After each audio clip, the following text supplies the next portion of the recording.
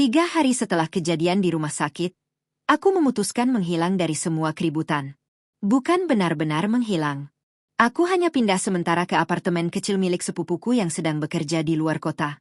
Tempat sederhana di lantai 8, dengan jendela menghadap jalan ramai dan dapur mungil yang selalu terkena cahaya pagi.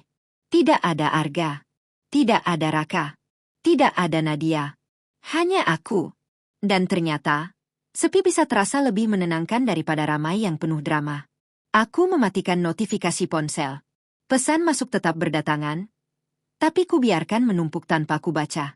Untuk pertama kalinya sejak semuanya hancur, aku berhenti menjadi pusat konflik orang lain. Pagi itu aku membuat kopi sendiri. Rasanya pahit, tapi jujur. Aku duduk di dekat jendela sambil menatap lalu lintas di bawah. Orang-orang berjalan terburu-buru, seolah hidup mereka sangat jelas arahnya. Sedangkan aku baru belajar berjalan lagi. Tok tok tok. Aku menoleh. Seseorang mengetuk pintu. Jantungku langsung menegang. Tak banyak orang yang tahu aku di sini. Saat ku buka perlahan, Raka berdiri di depan pintu. Kemejanya sedikit kusut, wajahnya lelah, tapi matanya tetap tenang seperti biasa. Aku cuma mau lihat kamu baik-baik saja, katanya. Aku menggenggam gagang pintu lebih erat. Siapa yang kasih tahu kamu? Sepupumu. Dia tersenyum tipis. Setelah aku janji nggak bikin masalah. Aku hampir tertawa. Hampir. Aku lagi butuh sendiri. Aku tahu. Lalu kenapa datang? Raka menatapku beberapa detik. Karena mencintai seseorang kadang artinya datang, walau tahu mungkin disuruh pulang. Dadaku bergetar pelan. Aku benci kalau dia bicara seperti itu. Karena selalu jujur. Aku belum punya jawaban, kataku pelan. Aku nggak datang minta jawaban. Terus, dia mengangkat kantong kertas di tangannya. Aku bawa sarapan. Aku menatapnya, lalu tanpa sadar menghela napas panjang. Pria ini selalu tahu kapan harus menekan dan kapan harus diam. Aku membuka pintu sedikit lebih lebar. Hanya sarapan, kataku tegas. Raka mengangguk. Hanya sarapan. Kami duduk di meja kecil dekat jendela. Ada roti bakar, kopi, dan keheningan yang anehnya nyaman. Tidak ada pembahasan tentang Arga. Tidak ada tentang Nadia. Tidak ada tentang cinta. Kami bicara soal hal-hal kecil. Film lama. Makanan favorit. Masa kecil. Hal-hal normal. Dan justru itu yang membuatku nyaris menangis. Karena aku lupa rasanya hubungan tanpa luka. Saat dia hendak pulang, Raka berdiri di depan pintu dan menatapku lembut. Aku akan mundur kalau itu bikin kamu tenang, katanya. Tapi aku nggak akan bohong kalau aku masih berharap. Aku menelan ludah. Raka? Dia menggeleng pelan. Nggak usah jawab sekarang. Lalu dia pergi. Aku menutup pintu perlahan. Bersandar di baliknya. Dan untuk pertama kalinya, aku sadar. Pria yang paling keras mengejarku dulu adalah Arga. Tapi pria yang paling sulit kulepaskan adalah Raka. Seminggu berlalu dalam tenang yang rapuh. Aku mulai membangun rutinitas kecil di apartemen itu. Bangun pagi, membuat kopi, membaca buku yang tak pernah selesai, lalu berjalan sore di taman dekat gedung. Hal-hal sederhana yang dulu terasa biasa, kini terasa seperti kemewahan. Tidak ada pertengkaran. Tidak ada air mata. Tidak ada permainan. Raka menepati janjinya. Dia tidak datang lagi. Tapi setiap pagi, makanan selalu diantar ke depan pintu, tanpa nama pengirim. Kadang roti bakar, kadang bubur hangat, kadang kopi favoritku. Aku tahu itu darinya. Dan aku pura-pura tidak tahu. Sampai suatu sore, saat aku baru pulang dari taman, seseorang berdiri di depan pintu apartemenku. Arga. Wajahnya masih menyisakan bekas luka tipis di pelipis. Kakinya sudah membaik, tapi langkahnya masih sedikit berat. Melihatnya di sana membuat napasku tercekat. Kamu ngikutin aku? Tanyaku dingin. Enggak. Dia mengangkat satu kantong plastik kecil. Aku tanya penjaga gedung. Bedanya tipis. Dia tersenyum pahit. Masih galak. Aku tidak membalas. Aku cuma mau bicara 5 menit. Aku nggak mau. Aku tahu. Dia menatapku lekat. Tapi aku tetap datang. Kalimat itu mengingatkanku pada seseorang. Dan itu membuatku kesal. Apa maumu, Arga? Dia mengangkat kantong itu lagi. Sup ayam. Dulu kalau kamu stres, kamu selalu makan ini. Dadaku menegang. Hal kecil seperti itu seharusnya tidak berarti apa-apa. Tapi justru hal kecil itulah yang paling berbahaya. Aku nggak lapar. Kamu bisa buang kalau mau. Aku menatapnya lama, lalu mengambil kantong itu tanpa bicara. Bukan karena aku luluh. Hanya karena lelah berdebat di lorong. Sekarang pergi. Arga tidak bergerak. Aku masih cinta sama kamu. Aku membeku. Kalimat itu keluar begitu saja. Tanpa drama. Tanpa musik latar. Justru karena terlalu sederhana, terasa lebih nyata. Kamu telat. Jawabku pelan. Mungkin. Matanya memerah. Tapi perasaan gak selalu datang sesuai waktu. Aneh. Waktu kamu selingkuh, perasaanmu datang ke orang lain. Dia menunduk. Menahan telakannya. Aku salah. Itu kalimat favoritmu sekarang. Aku nggak punya kalimat lain. Untuk sesaat, aku melihat pria yang dulu kucintai. Bukan pengkhianatnya. Bukan pelaku lukanya. Hanya manusia yang menyesal. Dan itu membuatku marah. Karena jauh lebih mudah membenci monster daripada memaafkan manusia. Pergi, Arga. Dia menatapku penuh luka. Apa masih ada sedikit saja kesempatan? Aku menjawab tanpa ragu. Untuk sekarang, tidak. Dia menutup mata sesaat, lalu mengangguk. Saat berbalik pergi, dia berhenti dan berkata tanpa menoleh. Aku akan tunggu sampai jawabanmu berubah. Aku tertawa kecil. Kamu suka menunggu hal yang sudah hilang. Arga berjalan pergi. Aku masuk ke apartemen, menutup pintu, lalu menatap sup ayam di tanganku. Masih hangat. Dan aku membencinya, karena sebagian diriku masih ingat rasa rumah di dalam aroma itu. Malam itu hujan turun pelan. Aku duduk di meja makan kecil sambil menatap semangkuk sup ayam yang dibawa Arga. Aku belum menyentuhnya. Uapnya sudah hilang, tapi aroma jahe dan kaldu masih memenuhi ruangan. Kenangan memang seperti itu. Kadang sudah dingin, tapi baunya tetap tinggal. Tok tok tok. Aku menegang. Sudah hampir jam 9 malam. Tidak mungkin Raka datang selarut ini. Dan Arga baru saja pergi sore tadi. Ketukan itu terdengar lagi. Lebih pelan. Aku membuka pintu dengan hati-hati. Nadia. Tapi kali ini berbeda. Tidak ada riasan. Tidak ada air mata. Tidak ada wajah putus asa seperti terakhir kali. Dia berdiri tegak dengan mantel tipis, rambut diikat sederhana, dan tatapan yang jauh lebih tenang. Aku nggak akan lama, katanya. Aku menyilangkan tangan. Kamu hobi banget datang ke tempat orang tanpa diundang. Dia mengangguk kecil. Iya, dan ini mungkin terakhir kali. Aku ragu beberapa detik, lalu membuka pintu lebih lebar. 5 menit. Dia masuk perlahan, melihat ruangan kecil itu. Kamu pindah ke sini? Sementara. Lebih tenang ya. Aku tak menjawab. Nadia menoleh ke meja makan dan melihat mangkuk sup. Senyumnya tipis. Arga datang. Kamu nguntit dia juga? Aku kenal kebiasaannya. Nada suaranya datar, tanpa sindiran. Itu justru membuatku waspada. Apa maumu, Nadia? Dia menarik napas panjang. Aku mau minta maaf. Yang sungguh-sungguh kali ini. Aku hampir tertawa. Bedanya sama minta maaf sebelumnya. Sekarang aku nggak minta apa-apa sebagai balasan. Sunyi. Dia menatapku lurus. Aku kehilangan Raka. Aku kehilangan Arga. Tapi yang paling memalukan, aku kehilangan diriku sendiri jauh sebelum semua itu. Aku tetap diam, membiarkannya bicara. Aku selalu iri sama kamu. Lanjutnya. Kamu terlihat cukup dengan hal-hal sederhana. Sementara aku selalu butuh validasi. Jadi kamu ambil milik orang lain. Iya. Kejujuran itu terdengar pahit. Aku nggak datang untuk dibela, katanya. Aku cuma nggak mau kamu mengira semua ini terjadi karena kamu kurang. Kalimat itu membuat dadaku menegang. Apa maksudmu? Maksudku, Arga selingkuh bukan karena kamu kurang cantik, kurang baik, atau kurang apapun.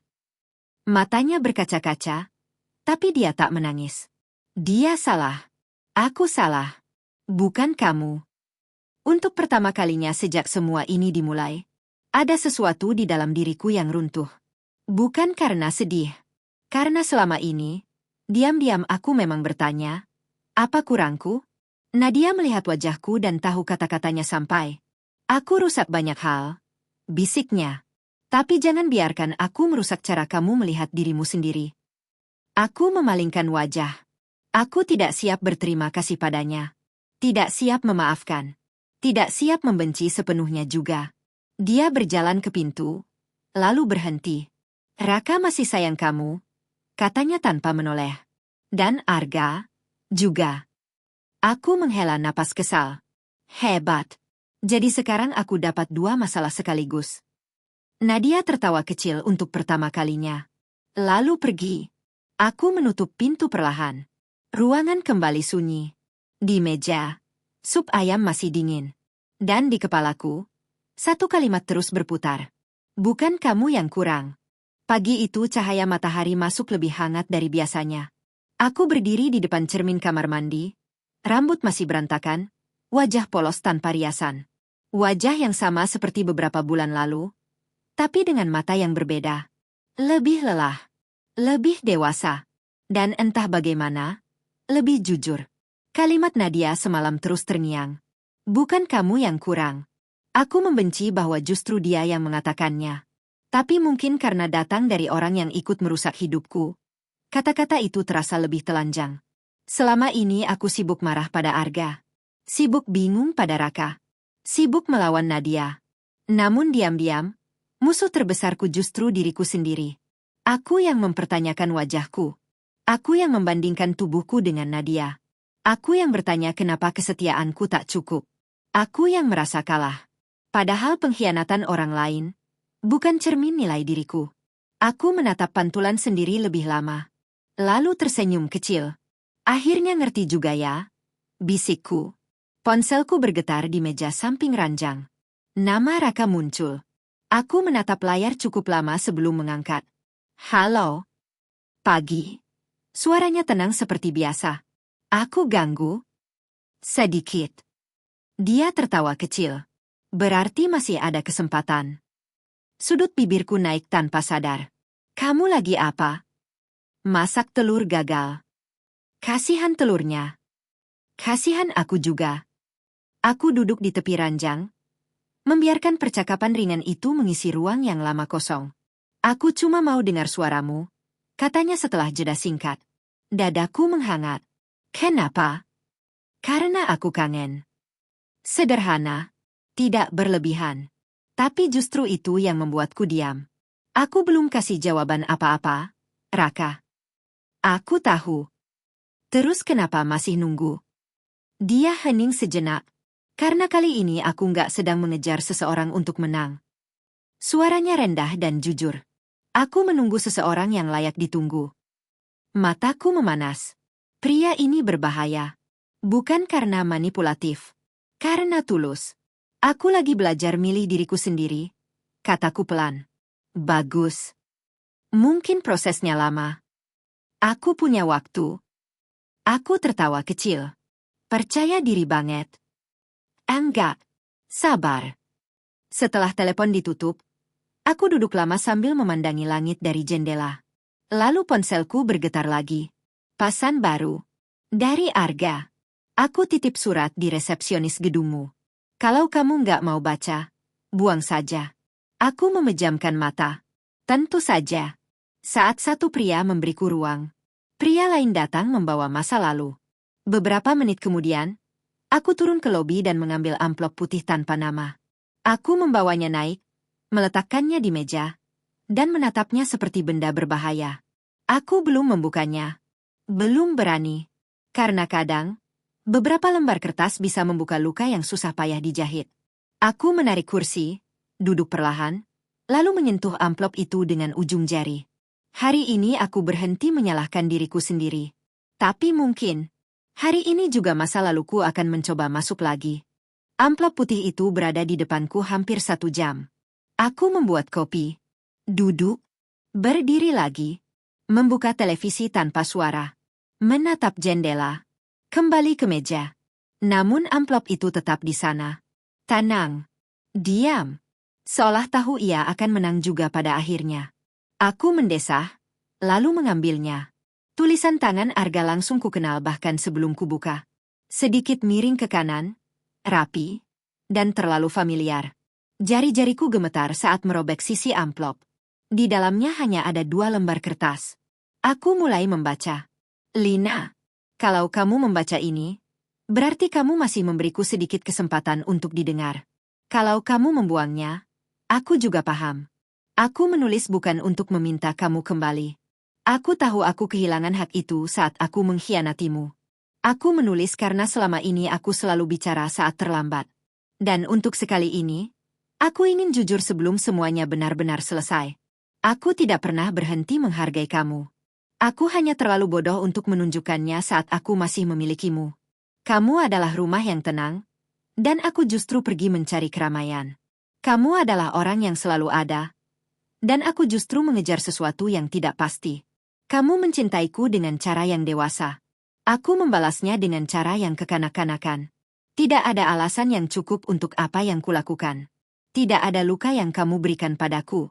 Tidak ada kekurangan darimu. Yang rusak waktu itu adalah aku.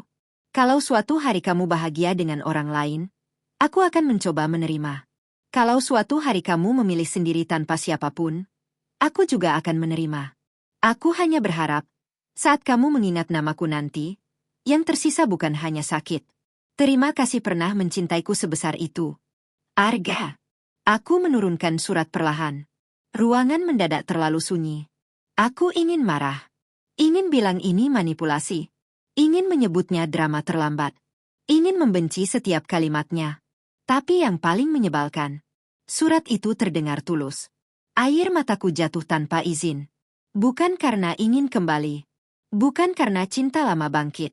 Tapi karena akhirnya, dia mengakui semua yang dulu ingin ku dengar saat aku masih berjuang sendirian. Bahwa aku tidak kurang. Bahwa aku tidak salah. Bahwa yang rusak memang bukan aku. Aku menutup wajah dengan kedua tangan. Andai dia mengatakan ini dulu. Andai dia sadar lebih cepat. Andai. Tok tok tok. Aku tersentak. Cepat-cepat mengusap air mata. Ketukan datang lagi. Aku membuka pintu. Raka berdiri di sana, membawa 2 gelas kopi dingin dan senyum kecil. Lalu senyumnya hilang saat melihat mataku. Kamu nangis. Aku menggeleng refleks. Enggak. Kamu jelek kalau bohong. Aku hampir tertawa. Habis baca surat, tanyanya pelan, melihat amplop di meja. Aku menatapnya. Kamu tahu. Resepsionis bilang ada pria pincang titip amplop. Tentu saja. Raka masuk perlahan dan meletakkan kopi di meja. Dia tidak bertanya isi suratnya. Tidak memaksa. Tidak cemburu. Hanya berdiri dekatku dan berkata pelan. Kamu nggak harus kuat terus. Kalimat sederhana itu menghancurkan sisa pertahananku. Aku menangis lagi. Dan tanpa banyak kata, Raka menarikku ke dalam pelukannya. Hangat. Tenang. Tidak menuntut. Saat kepalaku bersandar di dadanya, aku sadar. Masa lalu bisa minta maaf. Tapi belum tentu itu tempatku pulang lagi. Aku tidak tahu berapa lama aku menangis di pelukan Raka. Yang ku tahu, untuk pertama kalinya tangisku bukan karena dikhianati, bukan karena marah, bukan karena kehilangan. Aku menangis karena lega. Lega karena akhirnya seseorang memelukku tanpa ingin memenangkan apapun. Saat aku sedikit menjauh, Raka mengambil tisu dari meja dan menyerahkannya tanpa komentar. Aku tertawa kecil sambil mengusap wajah. Romantis banget. Habis peluk, kasih tisu. Praktis? Jawabnya datar. Aku tertawa lebih lepas. Dan itu membuatnya tersenyum. Tuhan, bagaimana pria ini bisa begitu menenangkan dan menyebalkan sekaligus? Kopi kamu keburu hangat, katanya sambil menunjuk gelas. Kamu beli buat nyogok aku? Kalau berhasil, iya. Kami duduk di meja kecil dekat jendela. Hujan tipis turun di luar, membasahi kaca dengan garis-garis air yang tenang. Aku memegang gelas kopi dingin, menatapnya beberapa saat sebelum bicara. Suratnya bagus. Raka mengangguk kecil. Aku percaya. Aku benci kalau kamu dewasa terus. Kadang aku juga capek. Aku tersenyum samar. Dia minta maaf dengan tulus. Bagus. Kamu nggak takut aku luluh? Raka bersandar di kursi, menatapku santai. Takut. Aku terdiam. Serius? Iya. Dia mengangkat bahu. Aku cuma nggak mau menang karena orang lain kalah. Kalimat itu membuat dadaku hangat. Kalau kamu balik ke Arga karena kasihan, itu bukan kemenangan buat siapa-siapa. Aku menunduk. Kalau kamu pilih dia karena cinta, tanyaku. Raka diam sesaat. Ya, itu akan sakit. Senyumnya tipis. Tapi aku tetap mau kamu pilih yang jujur. Aku menatapnya lama. Pria ini datang ke hidupku sebagai alat balas dendam. Lalu berubah jadi tempat paling aman yang kutemui. Aku belum siap jawab semuanya, kataku pelan. Aku tahu. Tapi ada satu hal yang aku tahu sekarang. Dia menunggu. Aku menarik napas. Aku nyaman sama kamu. Raka menahan senyum. Wah, friendzone versi dewasa. Aku memukul lengannya pelan. Serius. Aku juga serius. Dia menatapku lembut. Nyaman itu awal yang bagus. Hening turun di antara kami. Namun kali ini, hening yang manis. Raka berdiri dan berjalan ke jendela. Mau keluar sebentar? Kemana? Jalan kaki. Hujan reda. Sekarang? Iya. Sebelum kamu berubah pikiran tentang nyaman tadi. Aku menatapnya lalu tertawa kecil. Beberapa menit kemudian, kami berjalan berdampingan di trotoar basah. Udara dingin, lampu jalan memantul di genangan air. Kota terasa lebih lembut setelah hujan. Tangan kami beberapa kali hampir bersentuhan. Tak satu pun sengaja menjauh. Akhirnya, tanpa melihatku, Raka membuka telapak tangannya di antara kami. Diam-diam. Memberi pilihan. Aku menatap tangannya beberapa detik. Lalu meletakkan tanganku di sana. Dia menggenggam perlahan. Tidak erat. Tidak memaksa. Hanya cukup untuk memberitahu bahwa dia ada. Dan saat kami terus berjalan di malam yang basah itu, aku sadar. Cinta yang dulu menghancurkanku datang dengan gaduh. Tapi mungkin, cinta yang tepat datang dengan tenang. Sudah 2 minggu sejak malam kami berjalan di bawah sisa hujan itu. 2 minggu yang terasa aneh. Tenang, tapi membuatku gelisah. Raka tidak pernah memaksaku memberi status. Tidak menagih jawaban. Tidak menuntut kepastian. Dia hanya hadir, mengantar sarapan, menjemput saat aku ingin keluar, menemani menonton film jelek sambil mengomentari alur cerita, atau sekadar duduk diam sambil bekerja di sofa apartemenku. Dan justru itu yang membuatku takut. Karena semuanya terasa terlalu mudah. Aku mulai tertawa lagi, mulai tidur nyenyak, mulai berdandan bukan untuk membuktikan apa-apa, tapi karena ingin. Mulai menunggu pesan seseorang. Mulai berharap. Dan berharap. Selalu berbahaya. Malam itu kami makan malam di warung tenda sederhana dekat taman. Raka bilang makanan enak tidak butuh dekorasi mahal. Aku bilang itu alasan orang hemat.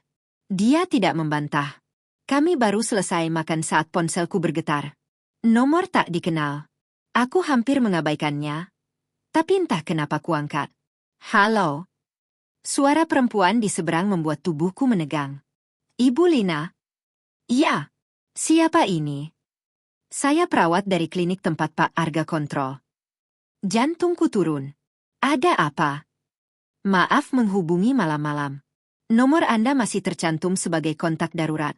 Pak Arga pingsan setelah pemeriksaan dan menolak menghubungi keluarga lain. Aku berdiri refleks. Sekarang dia di mana? Raka langsung menatapku tajam, membaca perubahan wajahku. Di klinik Cendana, Bu. Saya ke sana. Telepon terputus. Raka meletakkan sendok pelan. Arga? Aku mengangguk. Dia pingsan. Sunyi sesaat. Lalu Raka berdiri dan mengambil kunci mobil. Ayo. Kamu nggak harus ikut. Aku tahu. Tapi ini bisa canggung. Dia menatapku datar. Lina, mantan suamimu pingsan. Sekarang bukan waktu bahas canggung. Dalam situasi panik pun, pria ini tetap masuk akal. Di mobil, aku menatap jalanan malam yang berlari di balik kaca. Perasaanku kacau. Kenapa aku masih panik untuk Arga? Apakah peduli berarti belum selesai? Atau peduli hanya berarti aku manusia? Raka mengemudi dengan tenang, satu tangan di setir. Tangan satunya perlahan mencari tanganku di konsol tengah. Aku menatapnya. Dia tidak melihatku, tetap fokus ke jalan. Pegang kalau kamu butuh tenang, katanya. Dadaku menghangat. Aku menggenggam tangannya. Sesampainya di klinik, seorang perawat membawa kami ke ruang observasi. Arga terbaring di ranjang kecil, wajah pucat, infus terpasang. Saat melihatku masuk, matanya terbuka perlahan. Lina. Lalu pandangannya bergeser ke Raka. Ada senyum pahit di bibirnya. Kalian selalu datang berdua sekarang. Aku mendekat. Dokter bilang kamu kenapa? Arga menatap langit-langit. Kurang makan. Kurang tidur. Kebanyakan mikir. Kamu sengaja nyiksa diri.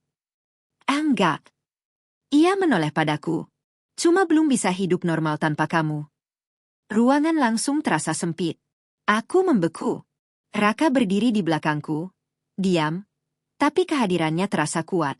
Dan di detik itu aku sadar. Saat bahagia mulai tumbuh bersamaku. Masa lalu belum selesai melepaskanku. Ruangan observasi itu terlalu kecil untuk 3 orang dengan terlalu banyak sejarah.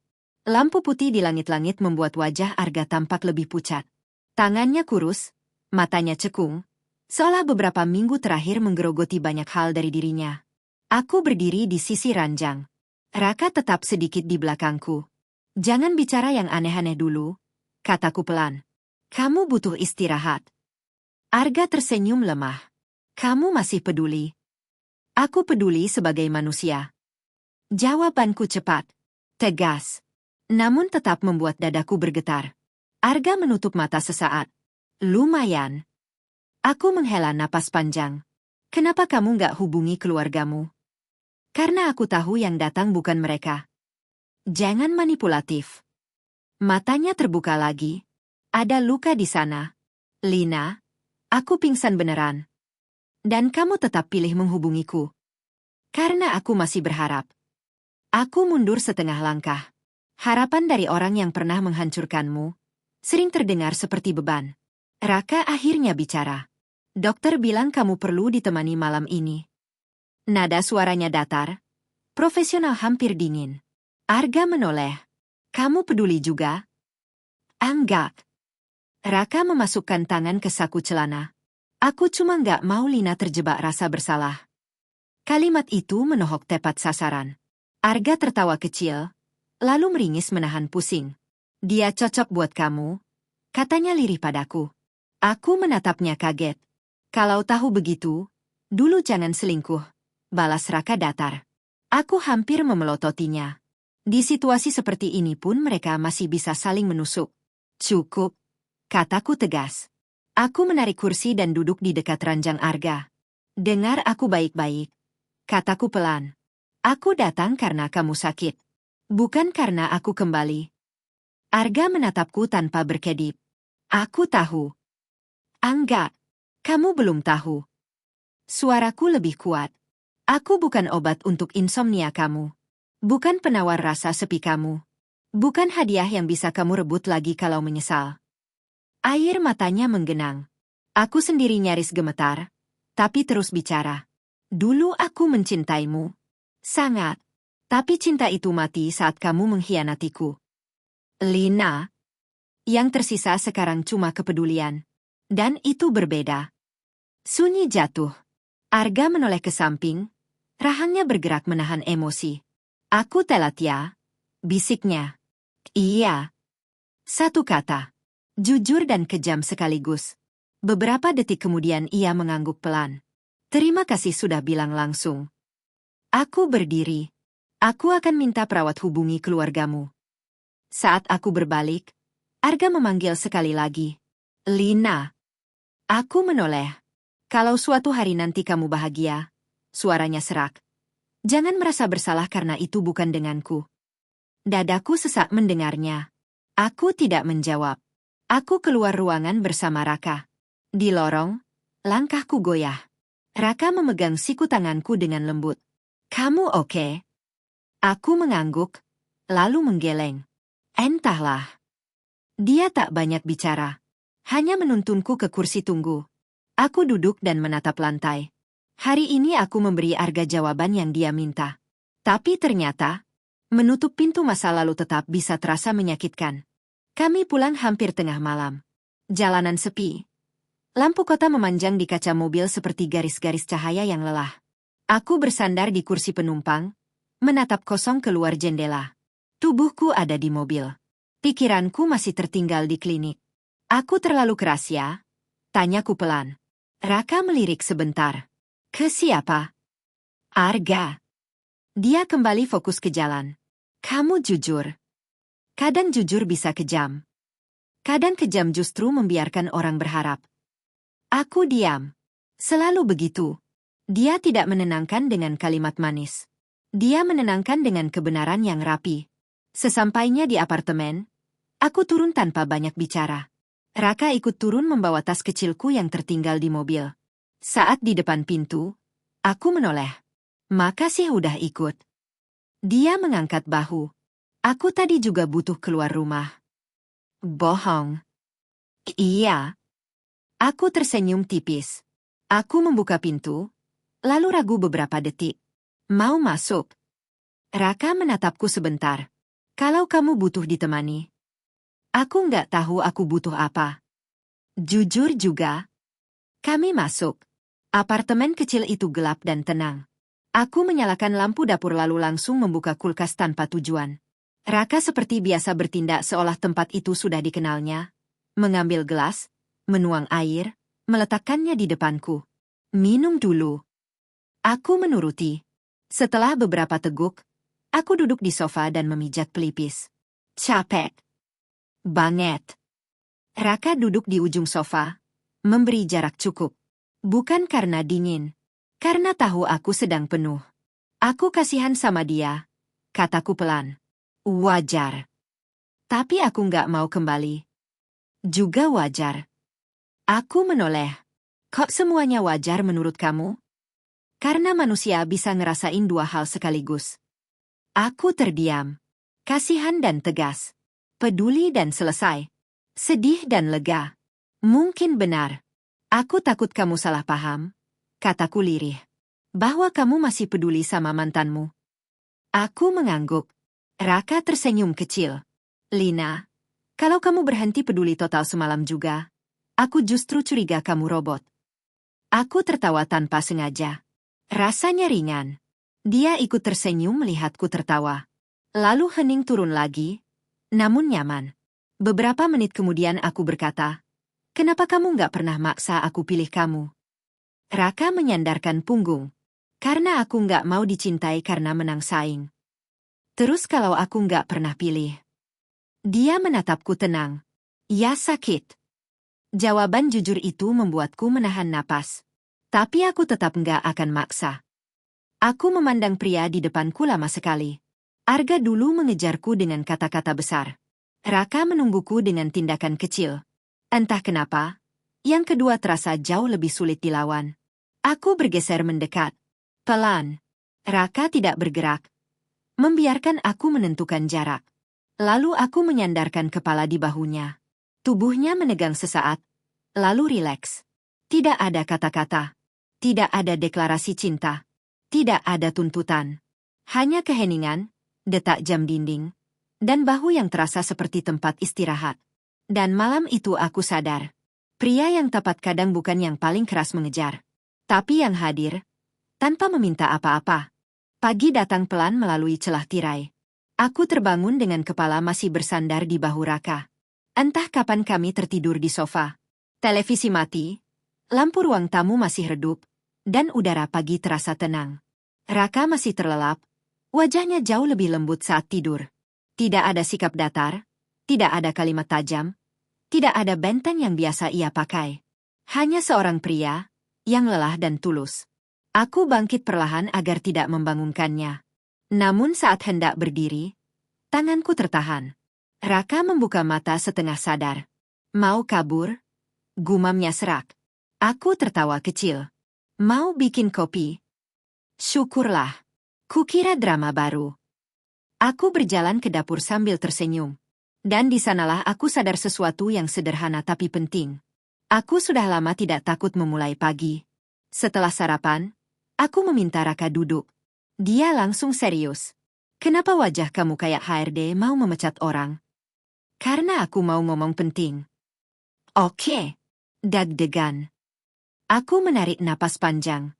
Selama ini aku pikir aku harus memilih antara masa lalu atau masa depan. Raka diam mendengarkan. Antara Arga atau kamu. Wajahnya menegang sedikit, tapi tetap tenang. Ternyata aku salah. Aku mendekat dan duduk di depannya. Aku harus memilih diriku sendiri dulu. Dia menatapku lama, lalu tersenyum tipis. Itu jawaban yang bagus. Aku belum selesai. Wah, ada bonus. Aku menahan senyum. Aku memilih diriku sendiri, dan aku memilih seseorang yang menghormatiku saat aku sedang hancur. Mata Raka berubah. Dalam. Hangat. Nyaris tak percaya. Lina. Aku nggak janji semuanya akan mudah. Kataku jujur. Aku masih punya luka. Masih kadang takut. Masih belajar percaya.